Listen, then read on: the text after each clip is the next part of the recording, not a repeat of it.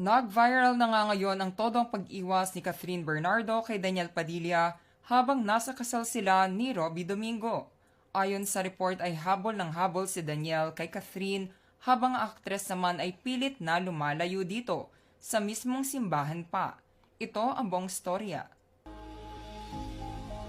Sa video na ito makikitang hawak-hawak ni Daniel Padilla ang braso ni Catherine habang inaabangan nila ang sasakyan ng nasabing aktres. Kasama din niya doon ang Chief Operating Officer ng ABS-CBN na si Tita Cory Vidanes, kung saan hawak niya ang kamay nito. Nagsabi din si Catherine kay Daniel na okay na siya at pwede na siyang bitawan dahil nandyan na ang kanyang sasakyan. Ayon pa sa aming source ay very awkward ang mga kaganapan na ito at bilang paggalang sa mga ikakasal ay hindi na nanlaban pa si Catherine nang bigla itong hawakan sa braso ni Daniel